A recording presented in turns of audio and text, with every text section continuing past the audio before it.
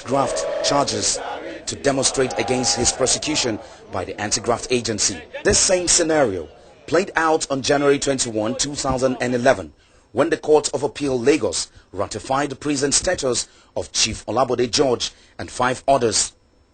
Hundreds of people were brought from near and far, provided same designed dresses, popularly called ashrebi, to sing the praise of the accused persons outside the court. It was not different 2 years back, October 26, 2009, when a Lagos High Court presided over by Justice Joseph Olubumi Oyewole found them guilty on 48-count charge of fraud during their tenure at the Port Authority and subsequently sentenced them to 2.5 years in prison without an option of fine. Many had thought that a moral lesson on integrity and accountability would have been learnt. For the about 5 hours when the judges were reading their judgments, the praise singers stayed in groups discussing the fate of their principals as others sang and drummed in their praises. This happens whenever any public officer accused of corruption is being brought before the courts to account for their wrongdoing. They drum, dance, and eulogize the accused as if to intimidate the courts.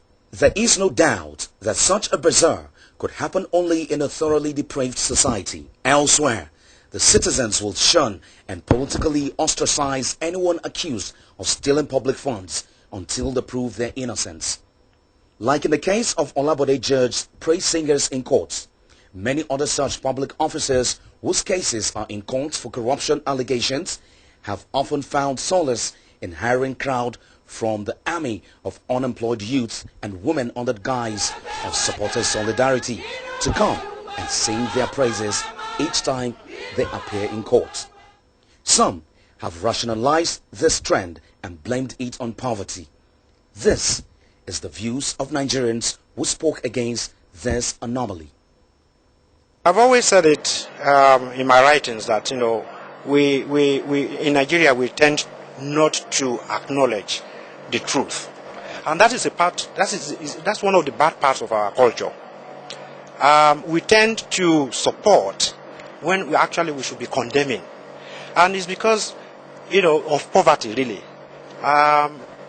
You find people demonstrating for people who have been accused of corruption in high places, people who have been convicted, and it's a very bad culture really. And what are they getting from it? Maybe a few thousand, maybe hired crowd, and that kind of thing. But unfortunately, it's one part of our culture which we should get rid of. It doesn't matter whether it's Yoruba culture or Igbo culture or Hausa culture or anything. It's part of our African culture actually. It's not even unique to Nigeria. So it's and how do we do it?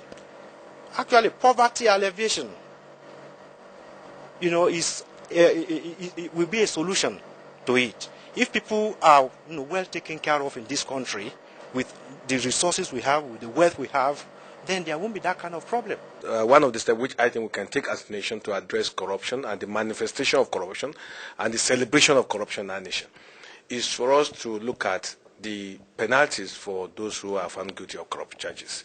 I'm of the opinion that the charges that we have, the penalties that we have in both the penal code and the criminal code are too mild because Nigerians have carried or have developed corruption to such a level that it deserves a very strict penalty. And I am of the opinion that if we are afraid of the reaction of international community as to the proposal of a death penalty, I think we could start looking at the possibility of a life imprisonment, and let us have mechanized farms